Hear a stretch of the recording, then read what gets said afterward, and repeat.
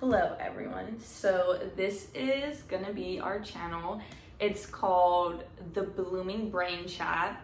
And pretty much what it is just a mental health podcast, super fucking broad.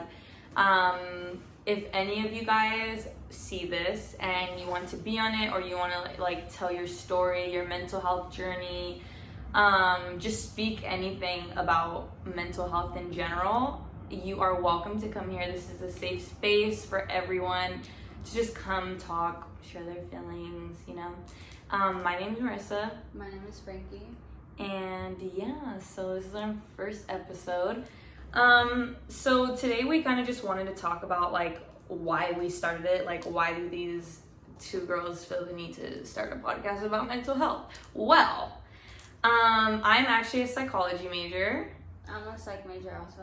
And so pretty much we kind of were just throwing ideas out into the air one day, and I was like, I want a podcast. And I genuinely love this podcast called Call Her Daddy. I know that has nothing to do with this, but I started listening to it, and there would be like instances where she'd bring people on to the show, and they would literally just have like a great conversation, and it would always be something like completely random, but in some way, shape, or form, like every person who was brought onto that podcast, I was able to connect with. So I was like, you know what, I'm gonna start a podcast about mental health. Like, it's something that nobody talks about. And I noticed that a lot of times, like when I come forward about my mental health issues, it's really easy for people to feel very comfortable to open up about theirs, which obviously is like really important. And so I posted a picture, and I was like, I'm gonna start a mental health channel. And then Frankie stood up and she was like, I wanted to start one too. And I was like, boom, there you go. So now we are two girls sitting on a couch right now. Yeah, basically I saw Marissa's post. I slid up and I was like, no way you're doing that, because I thought about doing that. Marissa's kind of more outgoing than I am, so I feel like us working together is gonna kind of like balance. We'll have people that she's gonna interview, and then I'm gonna have people that I'm gonna interview, because we're in two different states. So we could do Zoom too if anyone wants to like talk on Zoom. We're gonna try to cater to everyone. Yeah, do you want to like start going? Okay, so like we said before, this is a podcast, so it's super random. There's always going to be, you know, like maybe a life story. Sometimes we might have somebody who wants to come on here and talk about like the statistics of everything.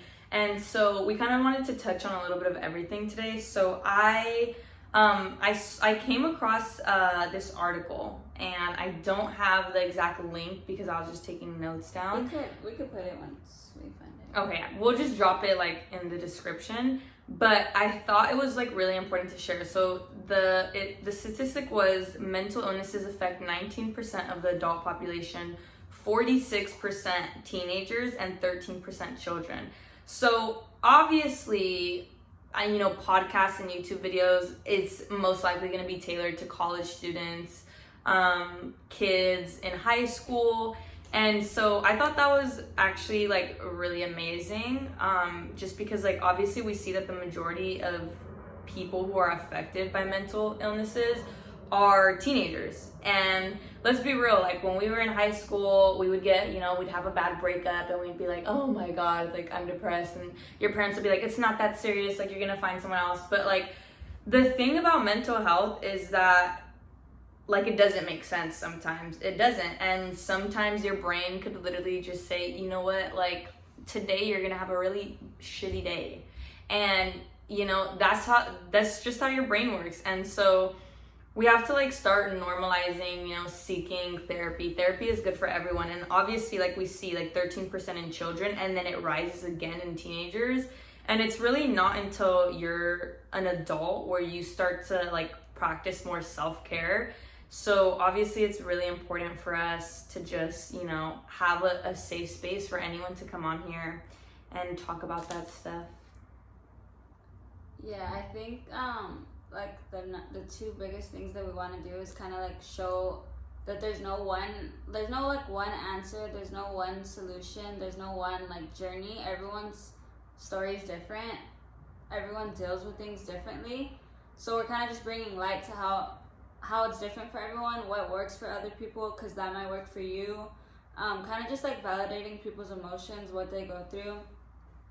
Especially because like we're talking about how a lot of families don't do that. So maybe that's the case for you, and if that's the case for you, hopefully this could be like a space where you're kind of connecting. You're like knowing that no, this is what I'm feeling. Other people are feeling the same way, even though my family's not recognizing it. Like I'm recognizing it. Other people are feeling the same way.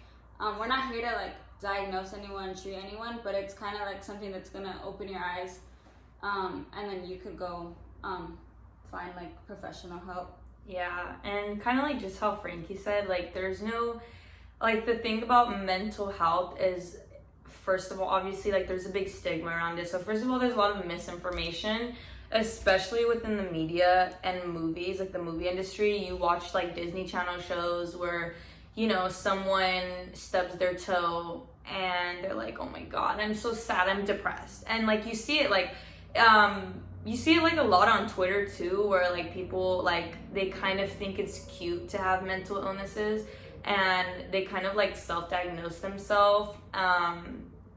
And you'll see instances like, for example, like if a girl, you know, is like crying 1 second and the next second she's like, yeah, I feel better, I want to do my makeup, I want to go out. And then you have a whole bunch of people like, oh, you're bipolar. Like that's not what being bipolar is. And just like other instances like that where you just have like the world kind of spreading all this false information around. Or trying to label like what it is, when I feel like it's just misinformation. Yeah, and especially like something that I noticed, actually I had a conversation with someone. Like a lot of mental illnesses, they also like fall into other categories or cause other things. Like so like overlap. yeah, they're very overlapping. So like you'll have like, you could have anxiety and then also depression, or you could have like manic bipolar disorder and then you have depression. And like it's just like there's just so many like overlapping mental illnesses. And honestly, truthfully speaking, I genuinely feel like everyone has some sort of mental illness. And even if you don't, a lot of the like mental health practices that like people on the show might come and recommend, or that you read about, or we might talk about, they're genuinely very helpful, because now you're just preventing from going to like the extreme. Yeah, like down a huge spiral. Just, you know, you kind of you just gotta take care of yourself. You gotta. I think like aside from mental health, mental health is gonna be like the top, like that's what our channel's about. But it's also like about just self-care, like the importance of self-care. I feel like mental illness or not, self-care is something that needs to be taught, that needs to be like implemented like at a young age, because they don't teach that. And I don't know, like for me, it took me a while to realize what works for me in my self-care, and I feel like other people my age, our age, might not have found that yet. Yeah. So I feel like this channel, like even though people are gonna talk on mental health, they could talk about their self-care journey, how they like figured out what works for them. Like maybe it's gonna help other people with like finding their routine. Yeah, it's not easy. It definitely isn't, and that's the thing. It's like, for example, like when I say like go get therapy, for example, there's so many forms of therapy, and I feel like not a lot of people know that. I feel like when you think of therapy, you think like, oh, I'm going to a person to tell her about my problems. Like that's definitely not it. There's a shit ton of therapy. You could have like inner child therapy, couples therapy. There's therapy that's tailored to you, like specifically working on relationships with friends and family and significant others.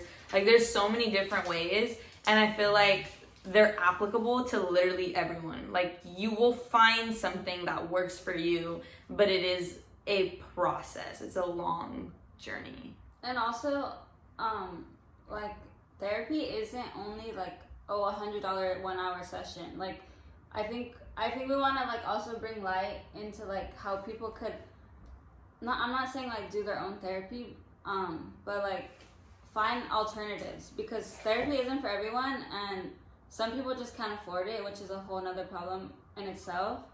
But like alternatives, cheaper options, you know, like resources. Yeah.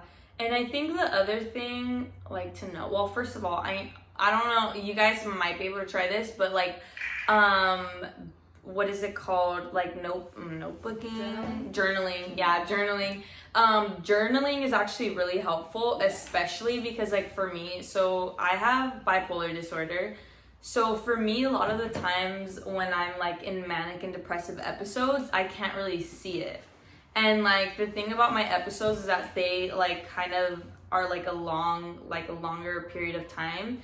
So like let's say I'll be manic for 3 months and then I'll be normal. Like that's another thing. Bipolar is not just manic and depressed. You could have like normal phases. So I could go from like manic for 3 months to normal for 4 months and then back to manic. And so like because they're like such long periods of times, I can't really recognize it because I don't really see like an instant noticeable change in behavior. Yeah, it's not like one day I'm like, oh my god, let's go cliff diving, and then literally 5 seconds later I'm like, no, I can't get out of bed. Like it's definitely not like that. And I feel like the media makes it sound like that. But like with journaling, for example, like when you're writing about like how your day went or just like what did you want to do today. So if I'm like, yeah, today I spent $7,000 and I went cliff diving and I drove 120 on the freeway. And then I look back on it and I start reading, like that's a perfect way to find your triggers and like what's making you feel certain ways and kind of like not self-diagnosing yourself, but like kind of just becoming more aware. I think reflecting, like it's a good reflection. I feel like I used to journal a lot, and it's kind of hard to keep up a journal. Like for me, I don't know, but like when I'm journaling on a regular basis, I feel like I'm way more in touch with how I'm feeling, what I'm like, just my mental on a daily basis. But yeah, it's hard to like stick to it. Yeah, it is. And I think that goes along with like literally everything in mental health, like therapy. Like there was a point when I first started going to therapy and I was like, no, don't tell me what's wrong with me. I don't want to hear it. I'm normal.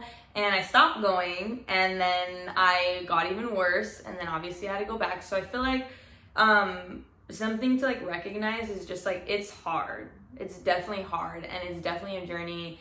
And let's face it, like none of us want to hear like something's wrong with us. Like you don't want to go into a doctor's office and hear like, oh, you have major depressive disorder. Like I get it. You don't want to hear it, but sometimes it's necessary in order to like help combat it or like kind of, you know, like minimize the effects of like, you know, because sometimes mental health literally is consuming your life. Definitely. And some people have it like, you know, like I guess like more moderately. Yeah, there's like high functioning, and then there's like the cases where like I was reading about how like some people experience depression and they literally can't get out of bed, but then there's people who are depressed and they go to work every day, they like live their day-to-day activities. Mm-hmm. It's just like there's no one way. Yeah, it's literally, think of mental health like a spectrum. It's literally a spectrum. It's not like my friend Joanna said, it's not black and white. It's not you're this or you're that. You have all of these, so you're this. You have all of those, so you're that. It's definitely not like that. It's a literal spectrum, especially regarding like the severity of everything. It's another world. Yeah. But yeah, so quick break. A few moments later. Okay guys, so we're asking you guys to come onto the channel and, you know, like open up to us, and we feel it's only right that we open up ourselves so that you guys could feel comfortable and you guys have a sense of like where we're coming from. So I'll start. I personally have never gone to therapy. I feel like I preach self-care a lot because I just never had the resources to go to therapy. I never really had anyone like show me like where to find a therapist. I actually like found out last week that my health insurance covers therapy. If I would have known that, like that would have been something that I could have done a long time ago. But it's just something that not a lot of families like talk about or are like accepting of. And I feel once I started going to college, I saw that like we have a program, and I didn't go to it personally because I feel like there was no one there that knew where I was coming from. There was no one there that would like match what I was looking for. So I did a lot of like self-healing. I actually took like a whole year of like dedicating myself to journaling, to like diving into my like childhood trauma, my like mindset, what like brought up my mindset, why I even decided to go to college for psychology, and I feel like that whole process is like what led me to like wanting to join Marissa to do this, because I feel like if I didn't have that year of like diving into myself, it would have been hard for me.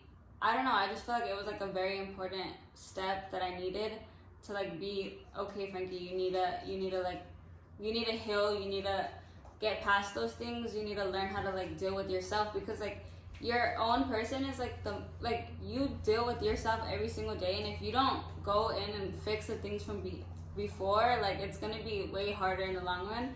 And I feel like not a lot of people do that or know how to do that. So like in my case, I didn't know how to do that, and it took until like I spent a whole year focusing on me. Like I kind of cut everybody off, and maybe that wasn't a good thing either, but it like just came down to focusing on myself and what like is making me have anxiety, what is making me like not learn how to keep friendships because I would just cut people off, what is making me like feel the way I feel, like what was like my upbringing that like filtered me into behave certain ways.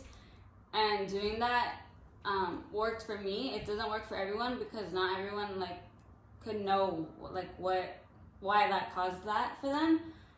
So some people do need therapy, but I think for myself that was like a productive year. But I think it's just the beginning, and I think there's way more. There's a lot of learning that I still need to do. There's a lot that this podcast I think is going to bring to myself, that I could take away, and I feel like if I could take away from it, you guys could too, and that's really the main goal. But yeah. So for me, so my mental health journey, I mean, it started when I was pretty young. So when I was like a lot younger, my sisters are like a little bit older than me, so I was always treated like an only child. I wasn't an only child, but I felt my whole life like I was. Like I had my mom at soccer games and, you know, coming to award ceremonies. And then once I was in, I think like 6th grade or something like that, she adopted my 3 cousins. And obviously, like as a child, like we read the statistic, like children have mental health issues. I was one of them, thank you. But so pretty much like what I was really starting to struggle with was like not having my mom with me only. And, you know, obviously like that is something, I wouldn't say normal, but I would say like it's kind of common. Like let's say like you're a child and your mom like just had a newborn baby, or she got a new job and she's like focusing a lot of her time on that. And you start to feel some type of way. And like as a child, I feel like when you're a parent, at least like with your children, you're not teaching them like, oh, when you're sad, do this, you know? Like we normally, what your parents tell you is like, you could talk to me about anything, but at the same time, like when you're so young, you don't even know like what it is. Like you can't even say like, Mom, I'm jealous. Like, you know? You can't describe it. Yeah, it's really hard. And so like that was when I initially started going to therapy. So I was acting out. I was like a really bad kid because of that. And so I started going to therapy, and it was honestly really nice. It was genuinely like, I think the best part about therapy is literally just having someone to talk to. Like that's genuinely it. And like a therapist is like non-judgmental, you know, like nothing you tell her is gonna go outside the room unless like you're a danger to yourself or others. And so I think that was like pretty much the best part. Like even like now, obviously then I got older, and you know like life happens, more, you know, shit happens, and so I ended up going to therapy again like in college. And I recently stopped because I moved to Oregon, but I am looking for someone. The only thing is it's a little hard right now because like of COVID. And that's another thing, like COVID made everything worse for everyone, especially like people with mental health problems. It's like so hard because a lot of the things they're telling you is like hang out with your friends, go get physical activity, like go treat yourself, go to the movies, you know, like do all these things for yourself. And obviously like that was extremely limited. And so like that was another thing that made it like a little difficult. And I am looking for another therapist right now. But yeah, I just think it's like I think it's really important just to like not only just have someone to talk to, but also just like it genuinely helps you start to understand yourself. And like the thing about therapy is like it's not like you tell them like this is a situation that happened and then they're like, oh yeah, you're depressed, or oh yeah, like you're, you know, schizophrenic. Like that's not how it works. It's like such a long process. And the thing about therapy is that like they're not there to flat out diagnose you in your face like this is what your problem is. They kind of are just there to guide you pretty much. So that's the thing about therapy is like therapy is trying to teach you how to solve your own problems by guiding you. They're not just saying like, you know, this is a toxic person in your life that you're telling me about. You need to just end that friendship. Like they'll never tell you what to do. They're always just gonna guide you so that you know how to make decisions for yourself. Your own decisions, yeah, and so like I think like that's like really good to have because like I said, like that's not something your parents are teaching you.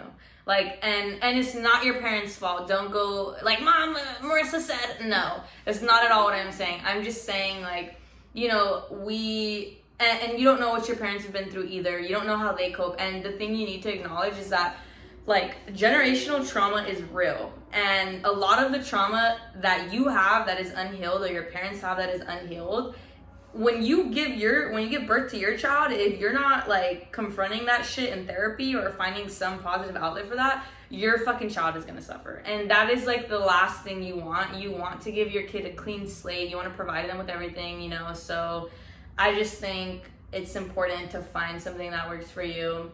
Yeah, I'm not trying to interrupt, but I feel like bringing awareness, like the way that we're doing in this podcast, and I feel like it's slowly starting to like, we're destigmatizing. It's something that we could do and like incorporate in school or like in people's daily life that could break that cycle. Like that cycle could get broken if people like are taught or are learning how to like do it for themselves, do it for their children, so that their children doesn't turn into a teenager and have that percentage be that high still. Like that percentage could get dropped if we teach people at an early age.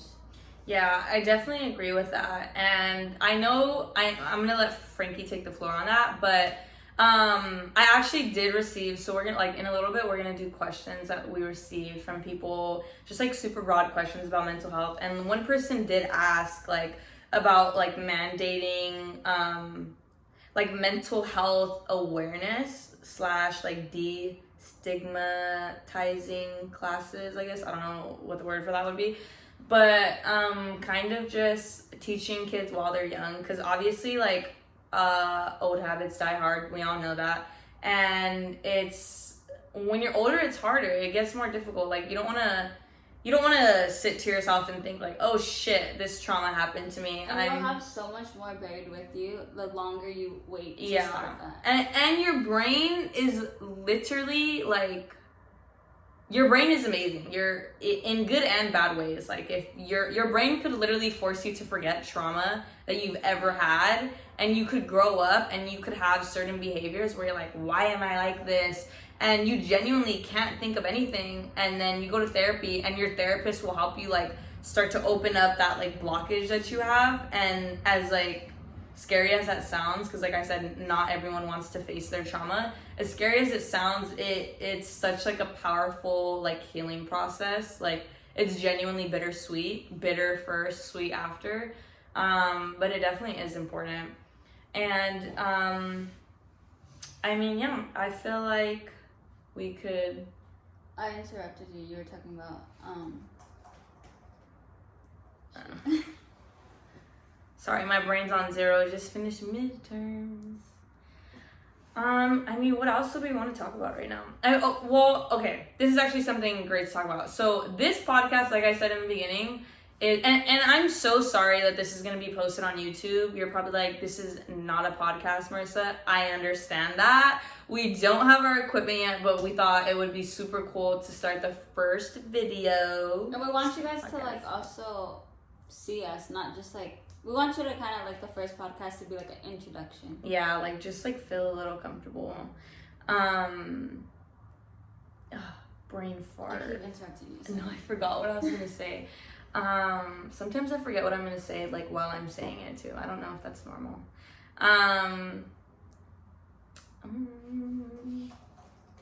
We haven't mentioned like how we started the name. Oh.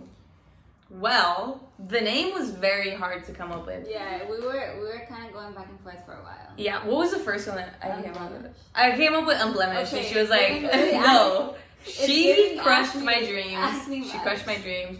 She was like, I was like, look it up on Instagram, see if it's taken. She was like, it's literally all like skincare, and I was like, ugh. No, but I really liked the like background behind it. Yeah. Do you want to explain? Yeah, so Unblemished, pretty much the reason. First of all, I went on like latinword.com, so don't think that my brain is just that creative, because it's not. And somehow I ended up on the word unblemished, which I know is not Latin, but somehow I ended up there. And I was thinking, like, you know, it's perfect, because like for the longest time when I first got diagnosed, I was like, something's literally wrong with me, like put me in a psychiatric ward, tie my ass up, like, and I don't know, I just felt like I just was like something, yeah, like blemished pretty much. And so I thought it would be really cool to have a podcast name as Unblemished, just because I don't know, like it's more welcoming, it's more friendly, and like I want everyone with mental health problems to just feel. And first of all, I don't like that word. We were talking about the word mental illness. I feel like we're working on something, a new word. Yeah, So, like, because mental illness genuinely just doesn't sound cute. Like, it doesn't. And I don't like that. I genuinely don't like that. I think we could find a more positive word to categorize us. which is another thing, like, that I feel like we want to talk about is just like even the vocabulary. Like, I don't know, it's just, it needs to change. Yeah, definitely. And this is something that we were talking about. So I had a conversation with someone, and he was like, oh, I just, like, I feel like I'm not normal. And, or like, I wasn't, something along the lines of that, of like not feeling normal. And I was like, well, technically speaking, like, a lot of like mental illnesses come from like the chemicals in your brain. So if you genuinely want to sit here and say that you're not normal, well, you're wrong, because the chemicals in your brain are making you react and feel and have certain like mental health issues. Yeah. And so like if, you know, you're feeling a certain way, like if you're feeling really sad one day for no reason, you're like, what the fuck is wrong with me? Nothing is wrong with you. It's literally your brain chemicals. Like, don't take it personal. Yeah, so Unblemished is kind of just highlighting that, like, mental illness or not, like, you are unblemished. Like, your mental illness does not define you or blemish you or make you not normal. Like, yeah. But that's not our podcast name. yeah. So we went on a tangent and then tried to like figure out a different name. And then I don't even know. I think I just said blooming, or I said blossom. Yeah. And I was like, no, blooming. And then we thought of blooming brain Blooming chat because brain. we were on brain chat. We really wanted like brain chat, because it's mental talk, obviously. But like blooming mindsets, like. It ties in with self-care, it ties in with mental health. And also your journey. Like, if you think about it like a butterfly or a plant, if you look at like a seed of a plant, it's really like kind of ugly. You don't really like it, obviously. You don't just want a seed, you know, a bunch of plant seeds in your house. You want like these, you know, beautiful blossoming flowers. And like the thing about it is that like our mental health journey, just like a plant, if you don't water it, if you're not giving it sunlight, if you're not giving it love, it's gonna die. You have to nurture it. And you have to start all over. So we thought it would be cool to incorporate that with the word brain, because it all has to do with your brain. Take it up with your brain. Blooming brain chat. Yeah. We did have a couple questions. I don't know if you want to pull it out. So we asked a few questions on like Instagram and stuff like that. Let me look. I need to stop talking like this is a fucking YouTube channel. Okay, so I could go first. So one question I got was, how do you cope with being belittled all the time? So I'm not sure the context behind this, if this is like regarding having mental health problems, like being belittled in that sense. But if it is, I did want to talk about something. So like for me, when I first got diagnosed, I was diagnosed with major depressive disorder and bipolar disorder. And some of the things that I would hear sometimes when I opened up about it was like, when I was, you know, like sometimes people just get moody. It doesn't always have to be because of your mental illness. And I was just a little moody one day, and some guy was like, "Oh, did you take your meds today?" And I felt like I was being belittled. Like, what the fuck does that mean? Am I taking my meds today? Like, no, you're being an asshole, so I'm mad. And I think that, like, coping with that, like, at first it was kind of hard, and I was kind of scared to open up to people. Like, I felt like, oh, like, this is my dirty little secret. But then I started to realize, once I actually started opening up, is that whether people were diagnosed with what I had or not, a lot of them could connect to my story and how I felt. So I think, like, coping with it was mostly just understanding that I'm not alone in this. And as, like, funny as that sounds, like, oh, I'm not the only one living through hell, you know, like, that sounds bad, but in reality, like, it's nice to feel like you're not alone. So that's, like, one way I cope with it. Yeah, I feel like people are belittled because other people might not want to, like, accept it among themselves, or they want to be like, oh no, you're just being, like, dramatic, you're just complaining, like, you're being a crybaby, get over it. And it's like, no, like, you don't, maybe you don't understand, or maybe you do understand and you don't want to, like, feel that for yourself, but it's like, it's real, like, and if people understand that more, I feel like there's gonna be less belittling. Yeah, definitely. Should I just go, like, with the rest of my questions, or you want to take one? One of my other questions is, like, what made us want to start, like, The podcast? no, like, why did we go to school for psychology? Oh, well, you could start that one. Okay, so, Marissa and I are actually kind of, like, opposite in our school journeys. So, this is my third year as a psych major. I went in as psych as my major, and then I added a business minor. So I really have one more class left to graduate with my psych major. But because I'm adding my business minor, I'm graduating next year. So I took an AP Psych class in high school. Did you take that class? Yeah, I did. I hated that teacher. Really? I feel like he taught so much within that year. Like, it's kind of crazy. Yeah, he did, but he was an asshole. So, so because of that class, so basically I took that class because it was an AP class. I wanted an extra GPA point. I wanted to, you know, like, get credits.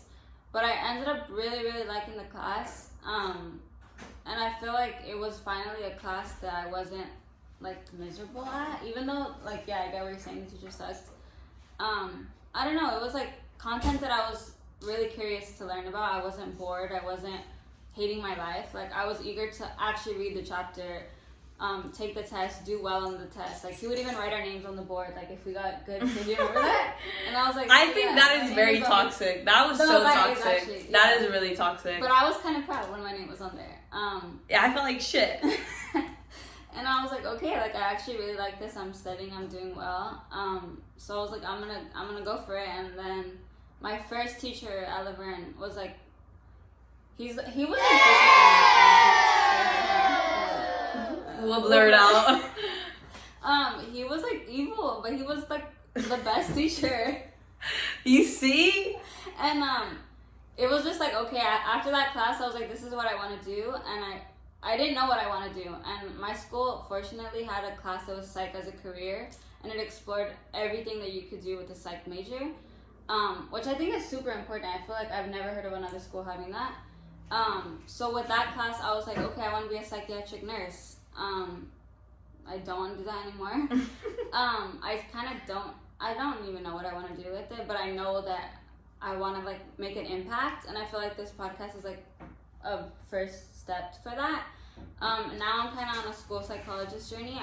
We were talking about it earlier. I think it's something that needs to be incorporated in schools, taught at a young age, and I feel like as a school psychologist, I can't do that for everyone in the class, but I could do that for students that need that help. I could do that for families that need that help. And starting in elementary school is, like, so important. So that's what I want to do. I definitely agree. We definitely do have a different path because I took that psych class. I literally hated it. I thought it was really interesting. I did think it was interesting, but, like, you know, like how a coach ruins soccer for you? Well, he probably ruined that for me because I had the greatest epiphany going into college that I would be such a great doctor, which was a lie to myself and the world. and I changed my major like 5 times, if I'm being honest, and then Which finally. is okay, everyone does it. Yeah, it definitely is. Everyone does it. So if you're doing it right now, it's fine. But so then I was talking to one of my counselors, like best counselor I've had at University of Oregon, and they were telling me like, what are you good at? Like, what are you interested in? Because like I was in business when I transferred to Oregon, and I wanted to do something like within like the healthcare field. And I was like, honestly, like I'm really good at sociology and psychology, and I feel like they go hand in hand. They're like, he was like, perfect. So which one do you want? And I was like, psychology. And so then I started doing research about like jobs and stuff. And like honestly, like getting a psychology degree could literally do so much for you. Like it's not literally just limited to therapy. Like I feel like that's what people think. I think that's something that we should highlight too, because the opportunities are kind of like all over the place, and people think, oh, I'm gonna go to get a psych degree to open private practice. Like that's not the only option. But that's what I'm doing. That's what I'm doing. But so I was like going through it, but like there's so many different like occupations that you could choose with a psych degree. Like you could be a scientist for psychology, you know? You could like forensic science. Yeah, there's literally so much. So I finally settled down with psychology, and I've been taking psychology classes, and it's genuinely like a class I enjoy being in, like Frankie said, which is kind of like how I figured out like, oh, like this might be for me. And so pretty much what I want to do is I want to work at like a juvenile detention facility as a psychologist, or even a group home. And I kind of want to do that for a while. I want to be tailored towards children more, because I feel like if you like nip these bad habits in the bud as a child, we just have more productive people in our society, and also just like more productive people in general. Or like happy people, like yeah, definitely. That's another there's thing. so many angry people, or like people that are just on the verge because yeah, it is definitely true. So and then I eventually want to open up my own private practice, and like something that I knew I wanted to do from the beginning, no matter what job I chose, was to give back to the community. So I want to go to like low income neighborhoods and pick like 4 kids. And obviously they're going to be children who want therapy, you know, like I'm not going to force someone to go to therapy, because that's the other thing. Like you can't force people to go to therapy. Like if you force someone to go to therapy, it's literally not going to do anything. They're not going to open up, like nothing's going to happen. So I want to pick children who actually want it, and like give them free therapy for a year, just like they could see how like impactful it is and stuff like that. But yeah, that's pretty much why I'm here in this chair right now, couch. I think I have another question. Another question was, what was the general definition of mental health, and what other aspects do you believe also define it? That's a great question. Let's Google it. Well, you can answer like what do you think? Like, I looked it up earlier, and I was like, I don't like this definition. I'll just give you a dictionary definition, but it'll probably sound really ugly. I feel like, I don't know, it's really hard to define. It like I said before, like it's such a spectrum that it is like a really wide range of conditions that affect mood, thinking, and behavior. That's like a person's condition with regard to their psychological and emotional well-being. I was gonna say physiological. So that's a dictionary definition. I guess like for me, mental health is, I mean, this definition itself is pretty broad. It talks about emotional well-being and psychological well-being, which I think is like super important, because your emotions tie in with a lot of like mental health illnesses. And a lot of it is people not being able to cope with their emotions, or not being able to understand their emotions, talk about their emotions. And these are kind of like build-ups, like whether like it's trauma, for example. Like you have feelings about that trauma, but when you're not able to explain it or anything like that, obviously like that will, you know, transform itself into something worse later on. like translate into behavior. Yeah. I think it has to do with like emotional, mental, spiritual. Yeah, definitely spiritual. I think that's. But yeah, I feel like we're working on a definition. What else? How can someone become a better support system for those struggling with mental health? Oh, that's a good question. That is a good question.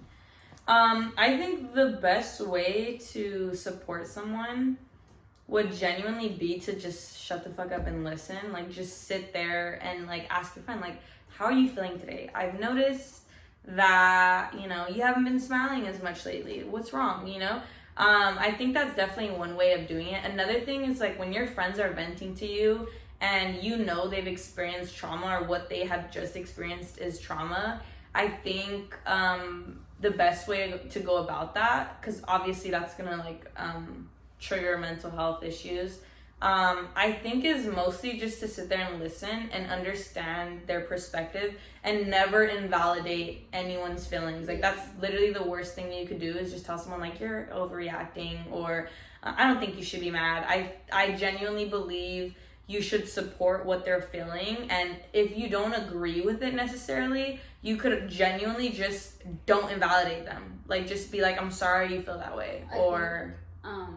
The two most important things is, like, validating their feelings and then empathy. I feel like you could be sympathetic, but, like, what is that going to do? You need to, like, show empathy, kind of, like, put yourself in their shoes so you could understand, like, how big that is for them. Because if you are just, like, on the outside perspective and you're not putting yourself in, like, what it would do to you in that position, you won't understand.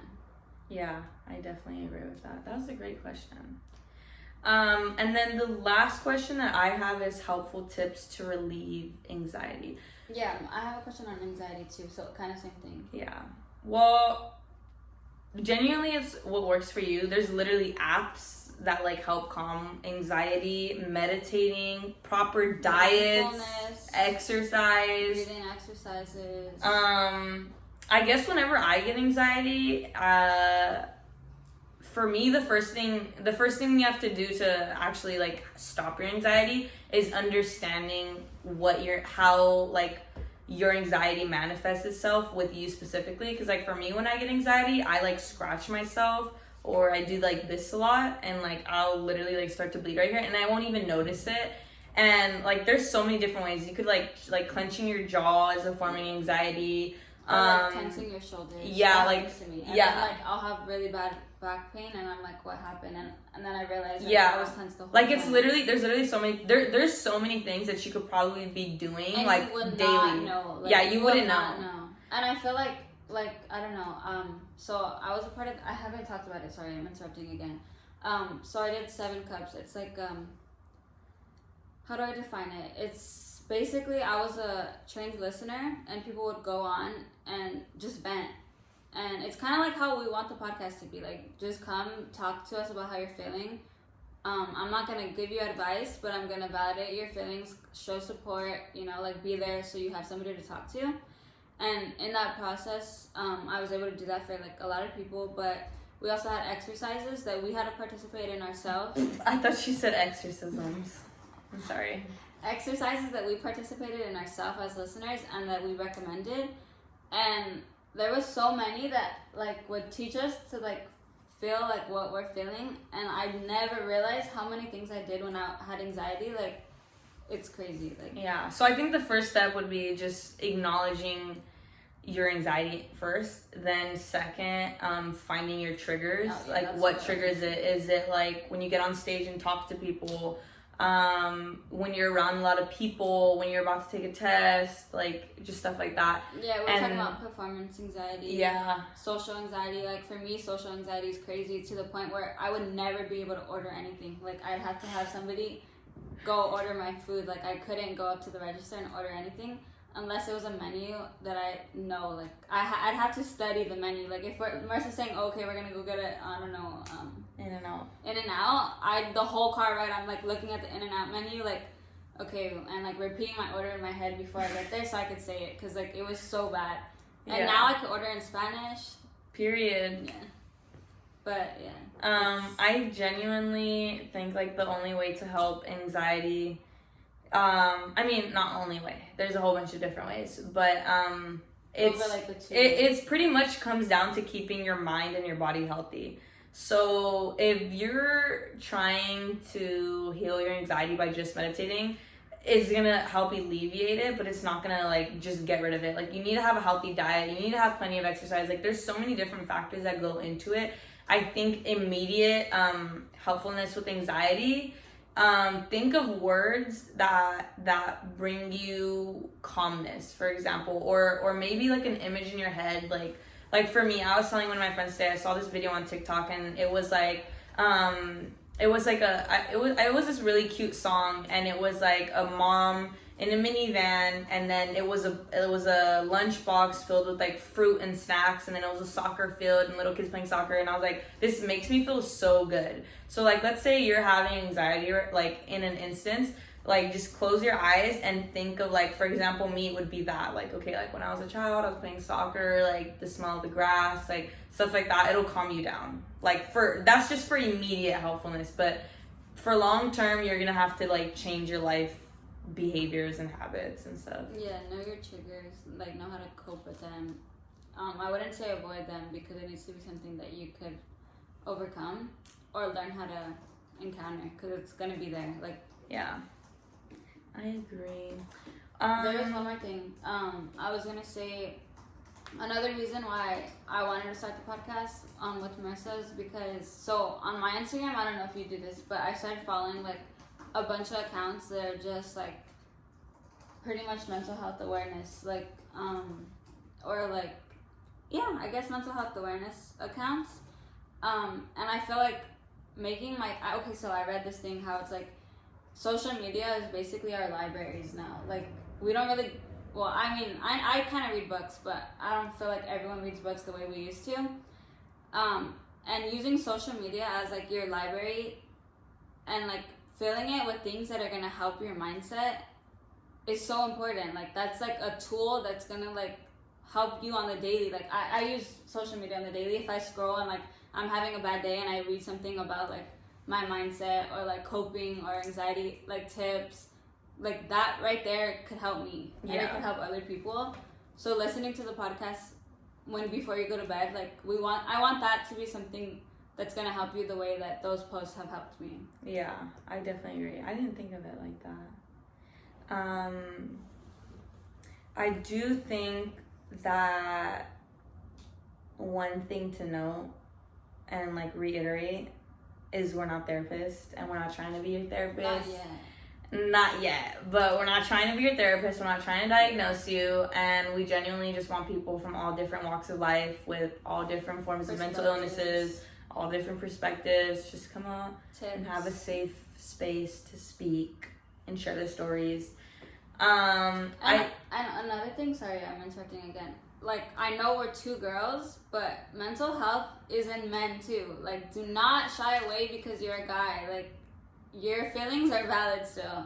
And I feel like that's something that I feel like we need to address also, because, yeah, even though it's just us two and we're girls, no, like, it's not only among women. Yeah, and we will be having men on this podcast, I promise you. And we're gonna put the info, like, we'll so put, you guys could contact us. Yeah, we'll drop like contact information in the description, and you guys could email us if you want to be on the podcast, if you want to share something insightful, if you wanted to tell us how it made you feel, if you want to talk about, you know, something that happened to you, and we will always respond. Give us a little bit of time because we're in college. College students, yes. Very, very busy and people. Another thing, it's okay to want to share your story but not be like identified, and if that's the case, we could do that for you. Yeah, we'll figure out something that works for you where your identity is hidden. If you need us to change your voice, we'll change your voice for you. Yeah, we're not gonna record every single podcast unless you're comfortable with it. So if you just want it to be the voice, we'll alter the voice, and that's taken care of. Yeah, so we'll find a billion ways to accommodate you for whatever it is you want to talk about. But yeah, I think we're done for today. This is our first podcast. When you're watching this, it might be a little all over the place. It'll be Mental Health Awareness Month, so happy Mental Health Awareness Month. Check on your friends, not only this month, every single day, and everything that you read or come across or repost, because I know all you people are going to be reposting this month. Live by it. Don't just post it, live by it. So yeah, thank you for coming to BBC.